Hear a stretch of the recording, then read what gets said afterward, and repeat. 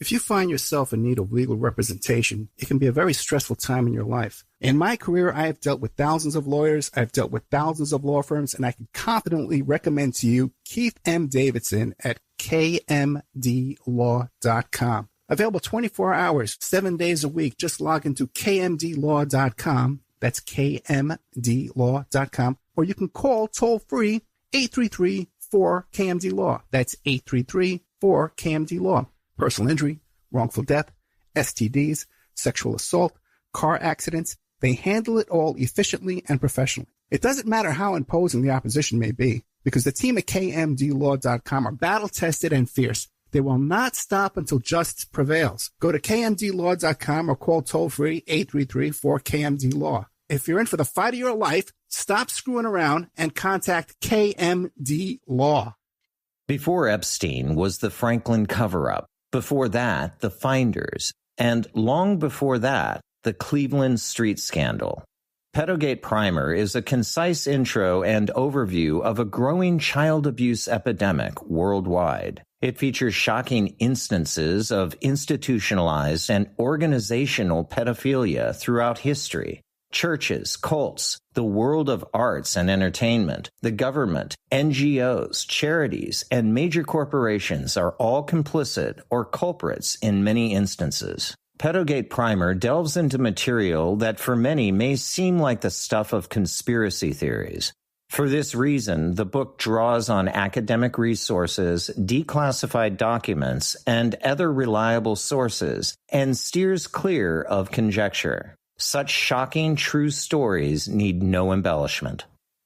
Emailrevealer.com. People ask me all the time, hey Ed, are you still a private investigator? I sure am. Go to emailrevealer.com. We handle adoption investigations, infidelity investigations, where you give us your spouse's email address. We trace it back to online dating websites, catch them cheating online. Email tracing, locate or identify somebody from as little as an anonymous email address. Someone owe you money? Back child support? We can find that deadbeat, locate his hidden assets, locate his hidden bank accounts, find his current place of employment, and even assist you in obtaining a judgment and recover that judgment for you. Emailrevealer.com. Digital forensics, computer forensics, cell phone forensics, recover deleted text messages, create a report that you can use in court. Emailrevealer.com, 800-572-9762. A flooded home or business is never easy to deal with. You're left with a mess to clean up, having to deal with the insurance company to pay for the damages, not to mention the memories that are lost that you cannot replace. And Aquadam can be another tool in your arsenal to protect your home or business from the floodwaters, a hurricane storm surge, or the king tides. Give Aquadam a call at 707-764-2119 or look us up online at aquadam.net. We can help. We're also offering 10% off the price to anyone who mentions they heard this ad on the Opperman Report. It's the Opperman Report. Join digital forensic investigator and PI Ed Opperman for an in-depth discussion of conspiracy theories, strategy of New World Order resistance, high-profile court cases in the news, and interviews with expert guests and authors on these topics and more. It's the Opperman Report. And now, here is investigator Ed Opperman. Okay, welcome to the Opperman Report. I'm your host, private investigator Ed Opperman. You can find me at Opperman Investigations and Digital Forensic Consulting, either through my website, emailrevealer.com, or you can just email me directly at oppermaninvestigations@gmail.com. If you like our show, be sure and check out our Patreon, because I put up a lot of content up there. It's a lot of stuff free, too, on Patreon. You can find for free. But all the shows you can hear Monday to Friday, AM/FM radio, we put up on Patreon with the ads edited out, ad-free, commercial-free, totally. And then we have our Spreaker channel. You can check out on Friday nights. I do a live solo show there Friday nights. I'm going to do one tomorrow night. Can't wait for that. Okay, it's Spreaker.com. You sign up for free. You get an email notification every time we put up new content. And there's a chat room, too. You can hang out and chat with other listeners. I have with us today a local activist named Thomas Kennedy, who's made a name for himself, especially recently, because he was described as a known agitator by Governor Desantis when he tried to attend a Desantis public event and detained by the police. And then he followed up with a lawsuit to find out he was on an enemies list. Our guest here, Thomas Kennedy. Thomas Kennedy, are you there? Yes, I'm here. Thank you so much for having me. No, thank you so much. I'm really excited to meet you. My daughter follows you. She was following you even before this incident. But tell us about yourself. Who is Thomas Kennedy? Known agitator. Yes, sure. So yeah, I'm mostly I would describe myself as an immigrant. I came here at the age of 9 with my parents from Argentina.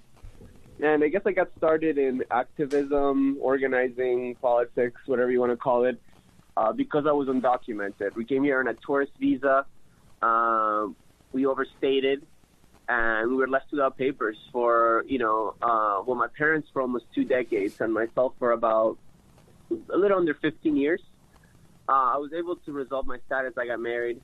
And I was able to petition my parents eventually, after the period of time that I just described, to become legal residents themselves. But obviously, the whole experience left a pretty bitter taste in my mouth. The obstacles and just awful things you have to deal with being undocumented. So I got involved in 2010. Doing activism around the DREAM Act at the time. That's legislation that would give young undocumented folks like myself, at the time I'm not so young anymore, path to citizenship. And although that failed, I stayed involved, and over the years got involved more deeper and deeper level and different, and also in other different areas, right? And in 2016, I got really involved in the Bernie Sanders movement. And yeah, ever since then, I've just been, advocating for different causes, issues, on the progressive side, and working to hold accountable, scumbag politicians like Ron Desantis here in the state. And yeah, that's a short synopsis of, I guess, my trajectory.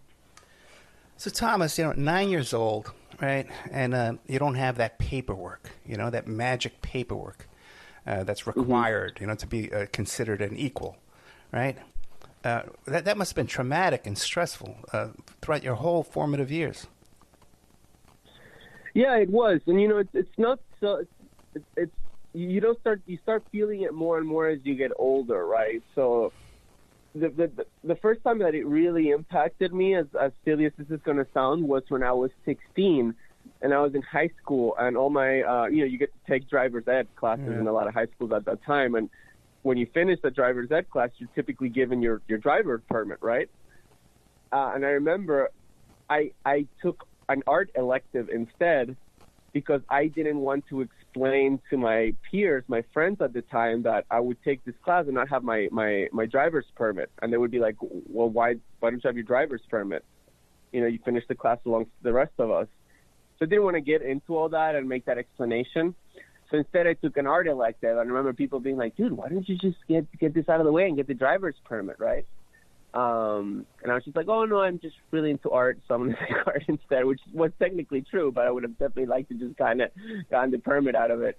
But, it's as you get older, you start facing more and more obstacles, right? So around that time, most kids start getting their first, summer jobs, and I really couldn't get, a traditional, retail or, service industry job as most kids do, I had to work construction under the table.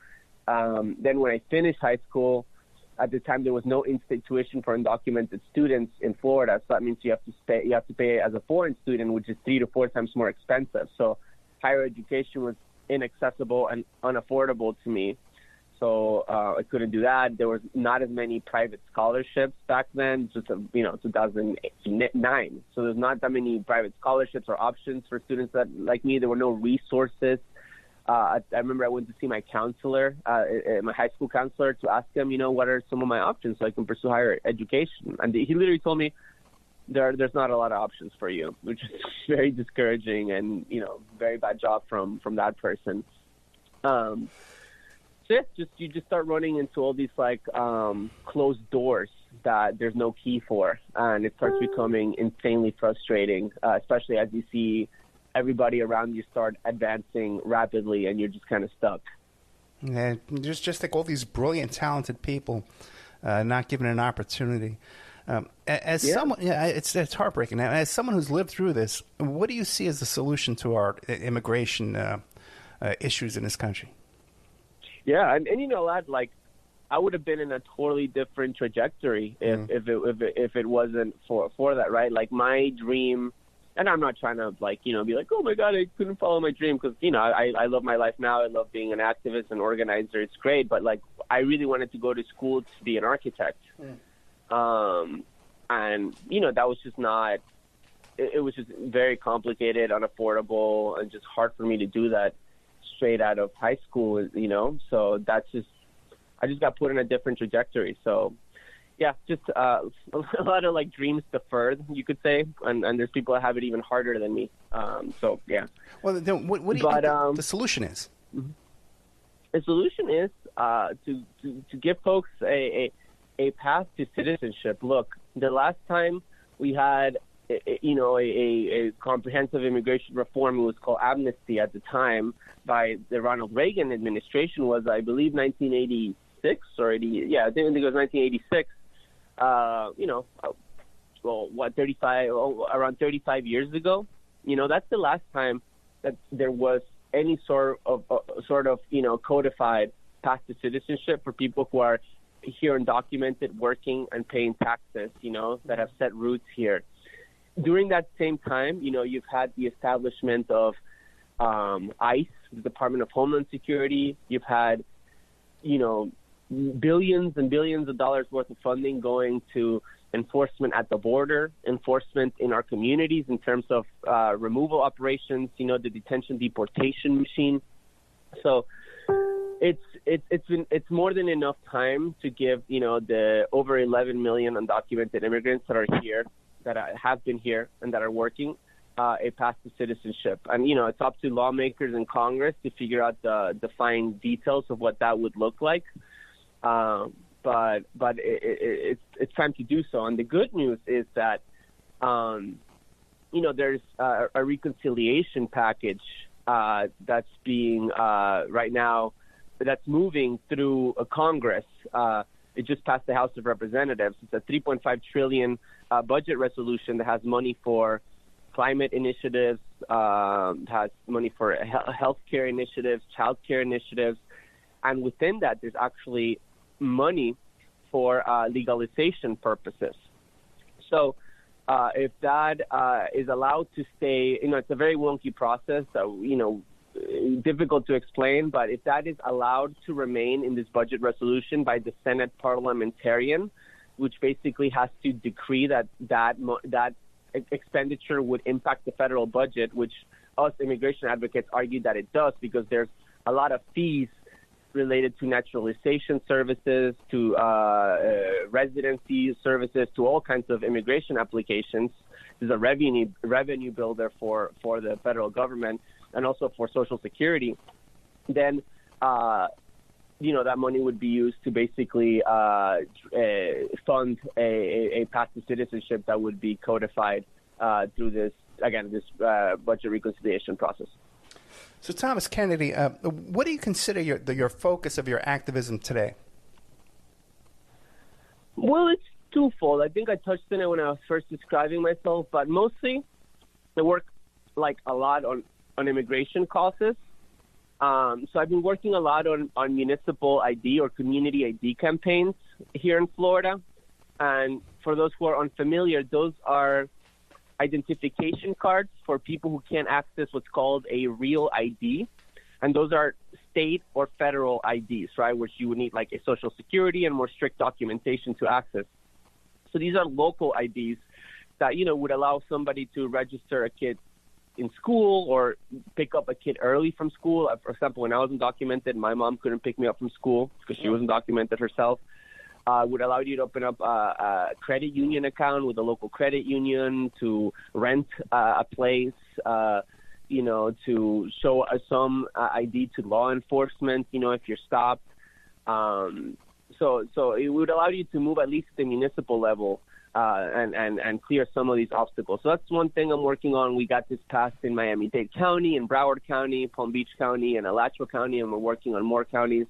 Obviously, the federal immigration reform campaign, through the process that I just outlined through reconciliation, that's been a big focus of my work.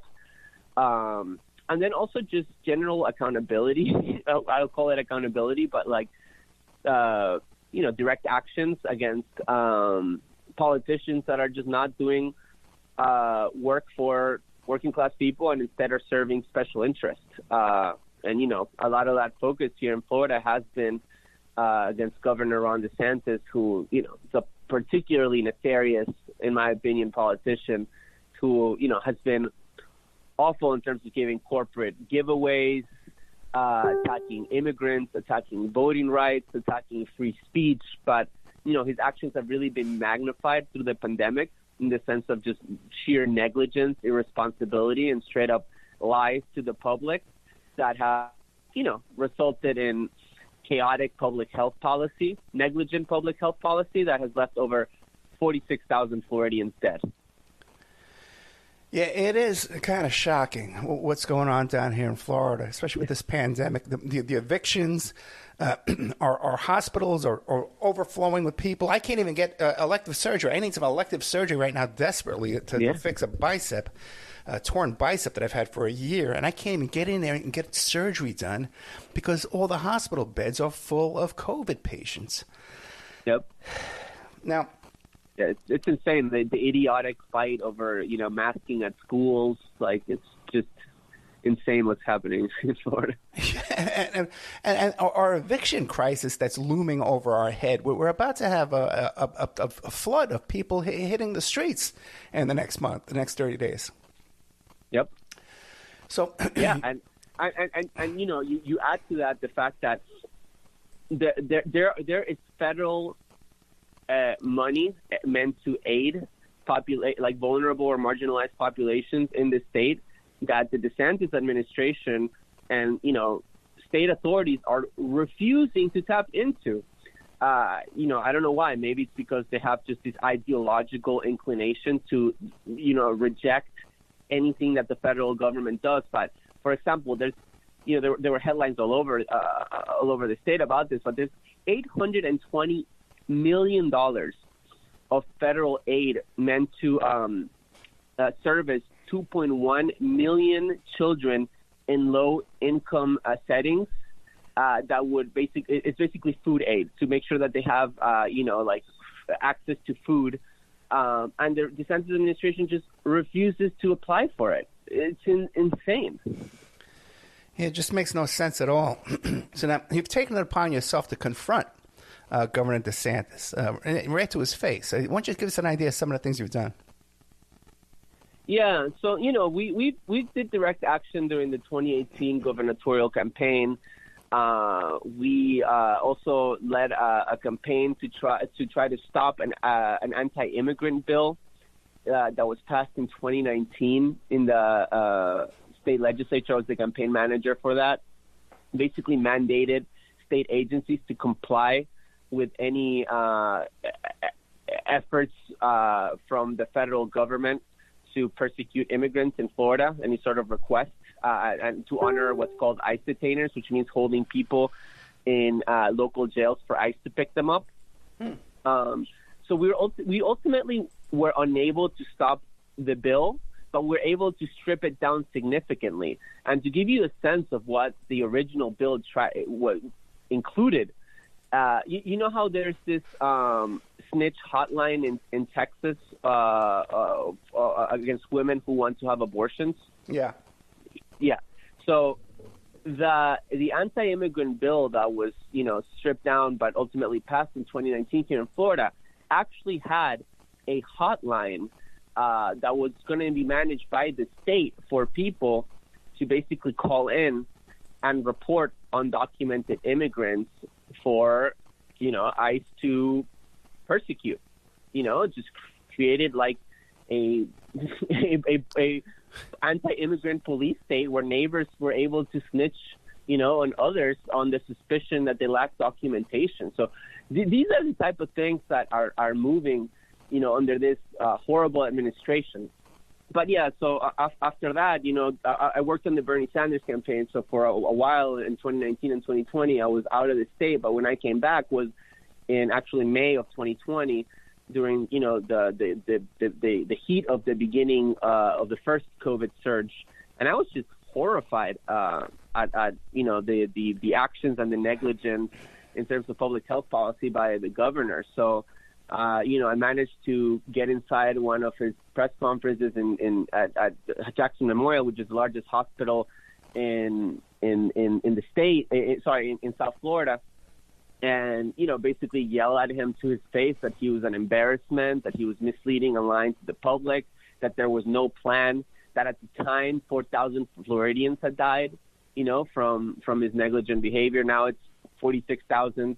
And that sort of went viral, not just nationwide, but even like globally. Like it went viral in my home country of Argentina, and I had media from Argentina calling me because the eyes of the world were on us. We were the global epicenter. So it wasn't anything about me, but it was just, it encapsulated the frustration that a lot of Floridians felt about what was happening, in our state. And, things after, at the beginning of this year, once vaccines started, being accessible to the public and people were able to get vaccinated, it looked like we were out of the, we were beginning to see the light at the end of the tunnel in terms of the pandemic. But unfortunately, with these new variants and, the vaccine hesitancy in so many communities and, the lack of, public health policy and accessibility to vaccines and public education around vaccines that we really need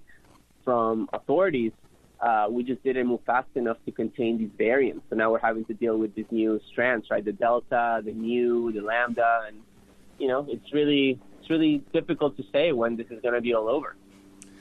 Now, Thomas Kennedy, people can follow you on Instagram and Twitter at TOMASKENN, Tomas Ken, Kenn. Now, but how do you fund all this work you're doing? How do I fund all the work that I do? Yeah, people want to support you. Yeah, so I work.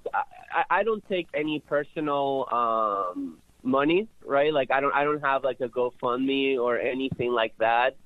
And I don't want to. Not that there's anything wrong with that, but it's just not something that I personally do. But I do work with a variety of nonprofits. So the one that I'm working with right now is the Immigration Hub, and also the Florida Immigrant Coalition, which also they both do great work in terms of these immigration campaigns that I have outlined. So I encourage people to, look in their websites. Again, that's Immigration Hub or the Florida Immigrant Coalition. They're nonprofit organizations. And if you want to donate to either one, you absolutely should and can. And then some of the other work that I do, I just do it on my own time as a volunteer. So it's a mixture of, working through the nonprofit system and also working as a just concerned citizen. I got you, man. So now the work you're doing and the sacrifices you're making have not come without consequences. You've been placed on an enemies list. Yeah, I don't want to sound like I'm like freaking Nelson Mandela or something like that, All right, well, let's not go that far. Yeah. But you are on an enemies list, bro. Come on. Yeah, okay. So basically, I tried to attend another press conference by the governor after, that initial, interruption that I detailed that went viral. Right. Desantis was having another press conference in Miami-Dade where he was suing, the cruise line industry, which I'm not a particular fan of the cruise line industry or anything, but I just thought it like idiotic, move by the governor to sell the cruise line industry because they wanted to require, vaccination records for, the clients or whatever. So I wanted to go. And when I got there, it was in the port of Miami, which it's a publicly funded port, by us, the taxpayers, completely open to the public. You can drive there. You can take public transportation. It's a place where anybody can go. So I went there, and I didn't even try to go in the governor's press conference. Literally parked my car, and immediately, like, several police cruisers surrounded me. Like, they tapped on my door, told me to get out of the car, hands on the windshield, the whole shebang. And yeah, they basically detained me for over 30 minutes. Never told me why I was being detained. And at the end of the 30 minutes, they told me that they had an order, and so on video, had an order to escort me out of a port, which I also asked, why am I being detained? Why am I being escorted out of the port? I literally just parked my car. Again, never tried to go inside the governor's press conference at that point. They refused to tell me why. So I got in my car. I left the port with a police escort following me all the way back, to, outside of the port and well out of it. And afterwards, I was curious, right? I was like, why did this happen? So with the help of a friend called Grant Stern, another activist, we filed a public records request, which we, after difficulty, and I believe a lawsuit, we managed to obtain.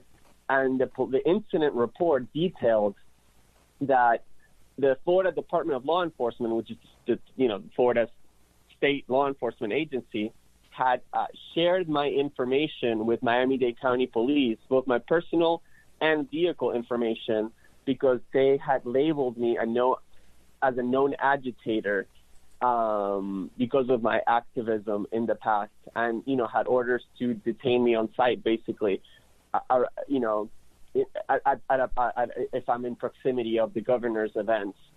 But, to me, that's, and to other people that I've asked, that's a violation of, my First Amendment rights, because, there's something called sunshine law here in Florida that, meetings of public officials have to be open to the public. That's open to interpretation as to how open they are. But remember, it's different if you are, going to, this event, and I presented myself at the door and asked to go in, and they said, no, look, you're not on the list, you just can't go in, whatever. You're not invited. But I was detained in a public parking lot, in a public space. They had, far, several hundred feet away from, the closed building in which this press conference was going to be at. It's not like it was out in the public, merely just for my political views, right? And removed from a public space in Miami. So, by a police agency, basically doing the bidding of the governor because they found me an inconvenience. And so that was disturbing to us. But through further public records requests, and because they used this, so basically we also found out that the Florida Department of Law Enforcement has a rap sheet on me, detailing my political activities and my information that they use at Desantis events to basically say, like, don't let this individual in, right? But what's more disturbing, I think, is that attached to that rap sheet, there's a list of people labeled associates, so my associates, right? And we were able to obtain this list, but it's redacted, so we don't know who's actually in this list. But they used this associates list to basically not just vet me, but vet people that are associated with me from entering the governor's events.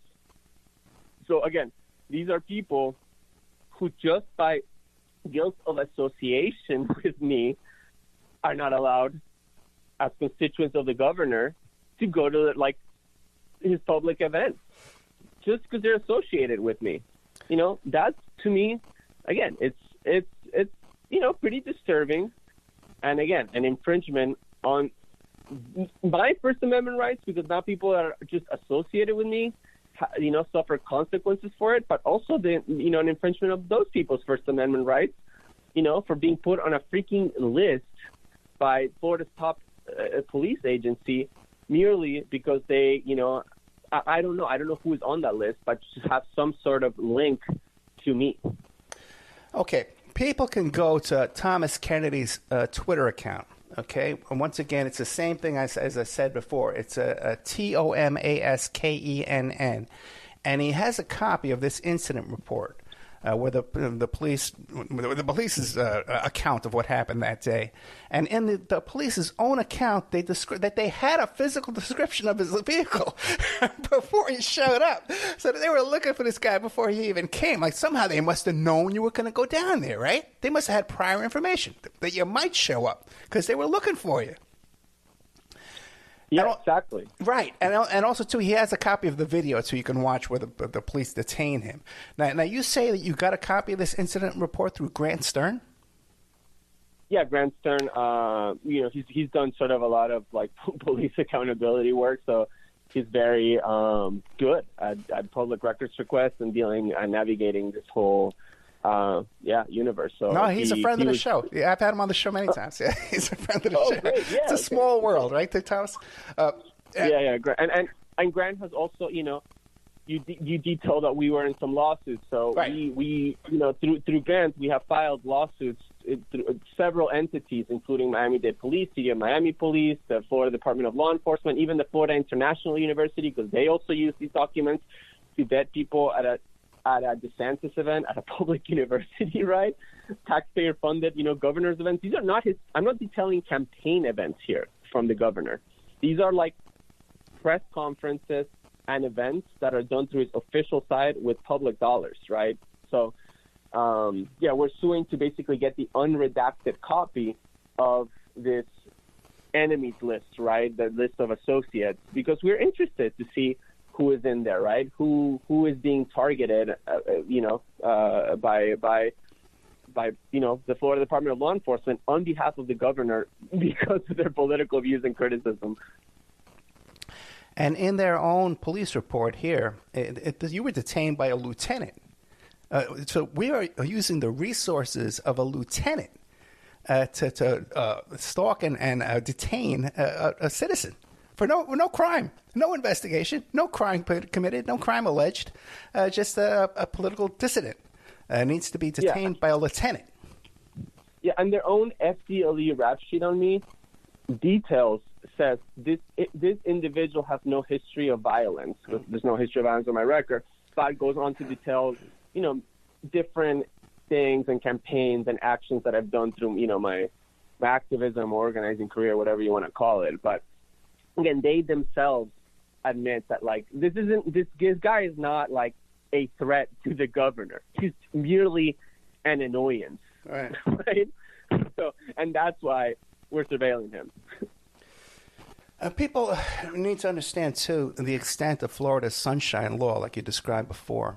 I had an incident even before I moved to Florida where I was an expert witness down here in a stalking case.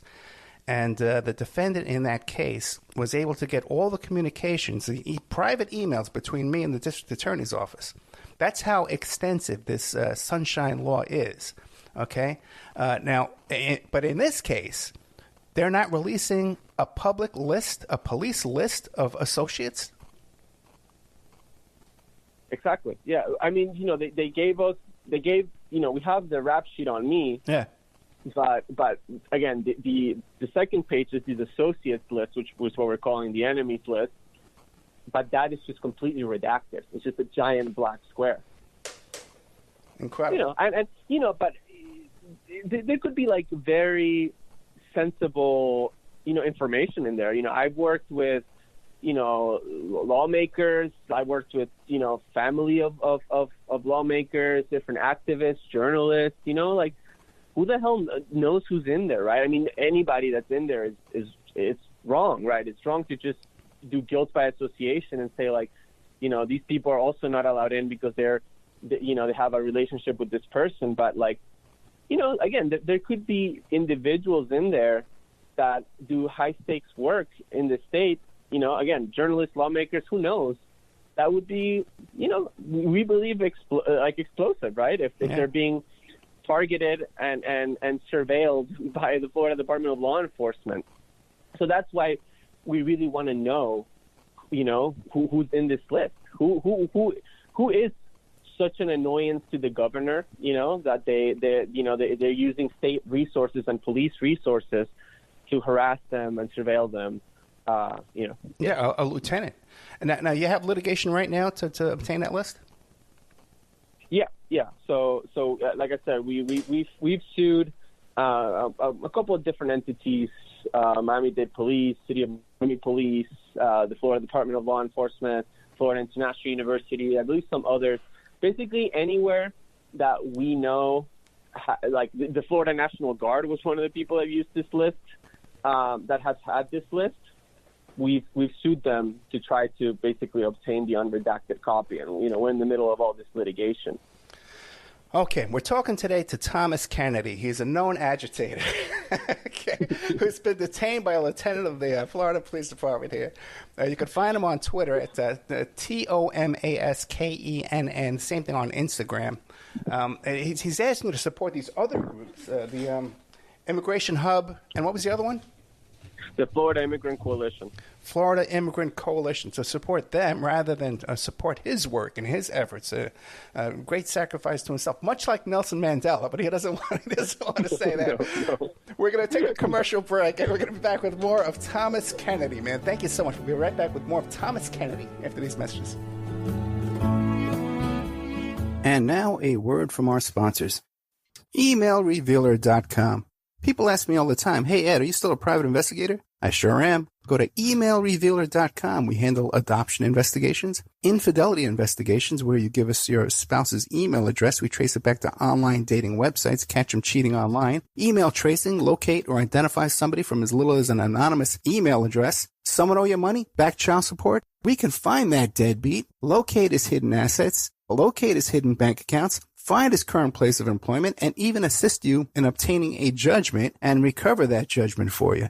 EmailRevealer.com. Digital forensics, computer forensics, cell phone forensics, recover deleted text messages. Create a report that you can use in court. EmailRevealer.com, 800-572-9762. A flooded home or business is never easy to deal with. You're left with a mess to clean up, having to deal with the insurance company to pay for the damages, not to mention the memories that are lost that you cannot replace. And Aquadam can be another tool in your arsenal to protect your home or business from the floodwaters, a hurricane storm surge, or the king tides. Give Aquadam a call at 707-764-2119 or look us up online at aquadam.net. We can help. We're also offering 10% off the price to anyone who mentions they heard this ad on the Opperman Report. If you find yourself in need of legal representation, it can be a very stressful time in your life. In my career, I have dealt with thousands of lawyers, I've dealt with thousands of law firms, and I can confidently recommend to you Keith M. Davidson at kmdlaw.com. Available 24 hours, 7 days a week. Just log into kmdlaw.com. That's kmdlaw.com. Or you can call toll-free 833-4KMD-LAW. That's 833-4KMD-LAW. Personal injury, wrongful death, STDs, sexual assault, car accidents. They handle it all efficiently and professionally. It doesn't matter how imposing the opposition may be, because the team at kmdlaw.com are battle-tested and fierce. They will not stop until justice prevails. Go to kmdlaw.com or call toll-free 833-4KMD-LAW. If you're in for the fight of your life, stop screwing around and contact KMD Law. Thank you so much for listening to the Opperman Report. I want to welcome all our new listeners at WWPR 1490 AM in the Tampa Bay area. We're brand new down here. We're getting a nice warm welcome. We have great advertising opportunities for local sponsors, local businesses, but also international websites and international companies too, on our other stations in California, Nevada, Utah, and on the internet worldwide. But down here in Tampa Bay, Florida, we have some great opportunities for you to come in and get very, very affordable advertising rates. Get a hold of me at oppermanreport@gmail.com, and we'll cut you a good deal. Before Epstein was the Franklin cover-up. Before that, the Finders. And long before that, the Cleveland street scandal. Pedogate Primer is a concise intro and overview of a growing child abuse epidemic worldwide. It features shocking instances of institutionalized and organizational pedophilia throughout history. Churches, cults, the world of arts and entertainment, the government, NGOs, charities, and major corporations are all complicit or culprits in many instances. Pedogate Primer delves into material that for many may seem like the stuff of conspiracy theories. For this reason, the book draws on academic resources, declassified documents, and other reliable sources, and steers clear of conjecture. Such shocking true stories need no embellishment. It's the Opperman Report. And now, here is investigator Ed Opperman. Okay, welcome back to the Opperman Report. I'm your host, Private Investigator Ed Opperman. You can find me on Twitter and Instagram at Opperman Report, OPPERMAN Report. Both one word, no spaces or anything like that. And you can find our guest today, Thomas Kennedy, on his Twitter there at TOMASKENN, both on Twitter and Instagram. So, Mr. Kennedy, I was noticing too on your Instagram page, there was another incident where this time you were confronted by the U.S. military? Well, the U.S. National Guard. Okay. So, sort of. Yeah, so basically what happened is, after this incident that I detailed earlier where I was detained at the Port of Miami, I saw that Desantis was coming again, so I went with Grant Stern, the person who I was mentioning that helped me do a lot of these public records requests. We went to this press conference because we wanted to see if we could get in and what would be the reaction, post the detention. So basically, it was at the National Guard Armory in the city of Miami. It was, again, a press conference, notice to the public, whatever. So when we got there, the National Guard folks at the door denied us entry, stopped us, and we saw in their hands, you could see in my Instagram, I took pictures. I managed to take a picture of it. They had this FDLE rap sheet on me with my picture on it. Wow. And they had the enemies list, and I couldn't really get a good picture. The enemies list is a bit blurry, but they had U.S. military personnel, basically, with this Florida Department of Law Enforcement documents, basically stopping, people who they deem annoying from entering these publicly announced press conference and taxpayer-funded press conferences by the governor. Yeah, now that's really outrageous as well, because we got all those posse comitatus laws, that you can't have the U.S. military doing law enforcement within the United States, and he has Florida law enforcement documents in his hands. That's pretty outrageous there. Now, what about Grant? Doesn't he have some kind of press credentials? I know he's on the radio down there in Miami. Well, I mean, yeah. So Grant is the executive director, I believe, of Occupy Democrats. He's been. He's broken a lot of different cases. He does a lot of stuff around, police accountability, but also he's broken stories, about, for example, the election, the so-called election fraud that Trump, claimed after the last presidential cycle, about the grifting from, what his lawyer, Sidney, whatever. Yeah, point is, Grant has done. Grant has done significant journalistic work, and but he has also been denied access to these events, and in fact, in another police report, he was called a known associate of mine. Really? And was described as somebody to keep out of these events. And he's not a person that he's not known for interrupting or yelling or doing direct actions or anything like that, right? His style is much more journalistic. He's there to wait for the Q&A and ask questions. But again, because of his political views and association with me, he can't get in a press conference by Ron DeSantis because the guy does not like criticism.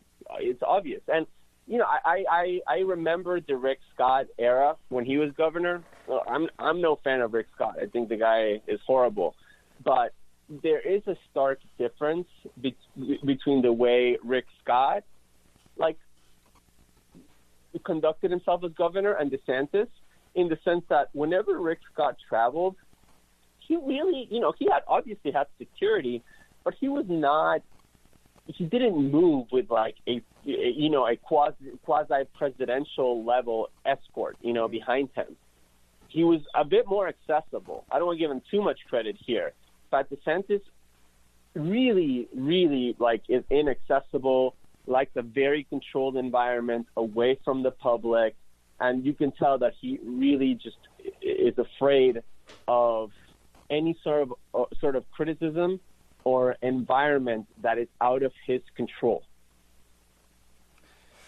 It really is frightening, Now, what about, I noticed you highlighted some conflicts of interest, too, regarding DeSantis, with the COVID vaccinations or cure treatments? Yeah, this is stuff, this isn't things that I broke or came up with, right? These are just stories that were out in Politico, New York Times, the Miami Herald. But, when the vaccine rollout first started, it's kind of hard for us to forget it, but it was very similar to when COVID testing first started. It was very difficult to get a COVID test at first, right? Mm. It was also kind of difficult to get a vaccine until a few months into the rollout, particularly here in Florida. So, we saw things like, hospitals sending emails to their donors saying, that they had gotten a dose of vaccines and they had, basically dibs on the first shot. And DeSantis, one thing that really colored the first phase of the vaccine was that they were doing this vaccine pop-up sites at, sort of these affluent, gated community developments that when people looked who the developers were, they had been significant donors of DeSantis' campaign, right? So there was definitely a sense, or at least a money trail in Florida, that the first communities to get, access to vaccination were people who had a monetary history or link with Friends of Ron DeSantis' PAC or campaign. And that's the name of his campaign PAC. What do you have planned next? We're going to keep at it. We're working on this municipal ID stuff that I detailed earlier, which is very important to us because it will also help with vaccination efforts. I'll tell you, a lot of places, they still ask you for ID to get vaccinated. A lot of places not required, but also a lot of undocumented immigrants and just immigrants in general feel both embarrassment and intimidation of going to get vaccinated to a place without an ID. That was an argument we were able to very successfully make in the 4 counties where we passed it. So we're working on the further implementation and making sure that as many people as possible can access these local IDs. We're going to work on this budget reconciliation stuff, trying to get it, past the House. Now it has to, get through the Senate and ultimately implemented. Again, this is not just immigration. This is significant funding for child care, health care, climate disaster mitigation initiatives. I just read that 1 out of, I think, 4 Americans suffered an extreme weather event this summer. So it's really, especially us in South Florida, it's really important that we invest in making our communities climate resilient, and we need significant, levels of funding to do so. So the federal government has to step up on that. And then, obviously the 2022 cycle is heating up. And, I'm going to be doing everything possible to make sure that DeSantis is not reelected governor, because I think he's done beyond a terrible job. He does not deserve a reelection. And the worst part is, this very weekend, he's going to be in Nebraska for a campaign event with the governor of that state. And in the past month, he's traveled to He's been, for example, in New Jersey, where there was a picture of him laughing it up with donors as there were record hospitalizations back here in Florida. He was going to go to Vegas for another fundraiser on the weekend that that tropical storm was hitting the Panhandle, and had to be shamed into canceling that event literally the day before because it was people found out and it was reported. So this is a guy that's more interested in his own political aspirations, running for president and fundraising, than just being actual governor of Florida and doing his job. So I think he just gets a total F failure, and I hope Floridians don't reelect him. Yeah, it is remarkable, like the crisis we have down here in Florida. Like you said, with these storms, and then with the evictions, the looming evictions we have right around the corner, which most governors have tried to prevent. He seems to be encouraging them. And I really want to commend you, too, for this work you're talking about with the IDs, the identification. It's so important. Just recently, I had to get some blood work done for my doctor. And you can't get blood work done without presenting identification, So even medical care, you're being shortchanged. And people need to understand, too, the first thing that these human sex traffickers do when they get a hold of these young women is they take away their identification because it limits you in what you can do and how you can escape and get away. And you can't get on a plane without ID, too, all this kind of stuff. So ID is so important for the average person out there. Yeah, I mean, I tell people all the time, sometimes people will be like, well, why is this important? Why a community ID? Why a municipal ID? And I'm like, I'm not trying to shame people. I'm like, if you don't realize how much of an ID is important to your day-to-day life, it's because you never lived without one.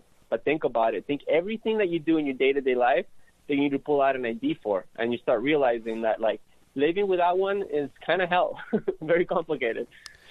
Yeah, and the statistics of people who don't have an ID, have lost their license, suspended license, they lost their license, everything increases. Homelessness, arrest records, all kind of problems, even gun accidents. Most gun accidents happen to people that don't have a driver's license. It's the gateway to homelessness, is not having your ID. Exactly. Thomas Kennedy. I mean, I can't thank you enough, man. You're doing great work out there. If people want to support you, what do they do? Just follow you on Twitter and Instagram? Yeah, just follow me on Twitter and Instagram. Keep up with what I'm doing, support. And just get involved. Send me a message. I'm more than happy to, guide people in joining some sort of political home, organization, effort, campaign, even if it's on immigration or, you don't want to work, even if you hate Desantis, but you're like, I don't want to work in electoral politics. If you want to work in housing, climate, or whatever, I'm more than happy to point people in the right direction. So, I'm happy to connect with whoever. Okay, so that's both on Twitter and Instagram at TOMASKENN. Thomas Kennedy, thank you so much. No, thank you for having me on. It's a pleasure. Good night. All right, take care. And now a word from our sponsors. If you find yourself in need of legal representation, it can be a very stressful time in your life. In my career, I have dealt with thousands of lawyers, I've dealt with thousands of law firms, and I can confidently recommend to you Keith M. Davidson at kmdlaw.com. Available 24 hours, 7 days a week. Just log into kmdlaw.com. That's kmdlaw.com. Or you can call toll-free 833-4KMD-LAW. That's 833-4KMD-LAW. Personal injury, wrongful death, STDs, sexual assault, car accidents. They handle it all efficiently and professionally. It doesn't matter how imposing the opposition may be, because the team at kmdlaw.com are battle-tested and fierce. They will not stop until justice prevails. Go to kmdlaw.com or call toll-free 833-4KMD-LAW. If you're in for the fight of your life, stop screwing around and contact KMD Law. Emailrevealer.com. People ask me all the time, hey, Ed, are you still a private investigator? I sure am. Go to emailrevealer.com. We handle adoption investigations, infidelity investigations, where you give us your spouse's email address. We trace it back to online dating websites, catch them cheating online. Email tracing, locate or identify somebody from as little as an anonymous email address. Someone owe you money? Back child support? We can find that deadbeat. Locate his hidden assets. Locate his hidden bank accounts. find his current place of employment, and even assist you in obtaining a judgment and recover that judgment for you. Emailrevealer.com, digital forensics, computer forensics, cell phone forensics, recover deleted text messages, create a report that you can use in court. Emailrevealer.com, 800-572-9762. Before Epstein was the Franklin cover-up. Before that, the Finders. And long before that, the Cleveland street scandal. Pedogate Primer is a concise intro and overview of a growing child abuse epidemic worldwide. It features shocking instances of institutionalized and organizational pedophilia throughout history. Churches, cults, the world of arts and entertainment, the government, NGOs, charities, and major corporations are all complicit or culprits in many instances. Pedogate Primer delves into material that for many may seem like the stuff of conspiracy theories. For this reason, the book draws on academic resources, declassified documents, and other reliable sources, and steers clear of conjecture. Such shocking, true stories need no embellishment. Thank you so much for listening to the Opperman Report. I want to welcome all our new listeners at WWPR 1490 AM in the Tampa Bay area. We're brand new down here. We're getting a nice warm welcome. We have great advertising opportunities for local sponsors, local businesses, but also international websites and international companies too on our other stations in California, Nevada, Utah, and on the internet worldwide. But down here in Tampa Bay, Florida, we have some great opportunities for you to come in and get very, very affordable advertising rates. Get a hold of me at oppermanreport@gmail.com and we'll cut you a good deal. A flooded home or business is never easy to deal with. You're left with a mess to clean up, having to deal with the insurance company to pay for the damages, not to mention the memories that are lost that you cannot replace. An Aquadam can be another tool in your arsenal to protect your home or business from the floodwaters, a hurricane storm surge, or the king tides.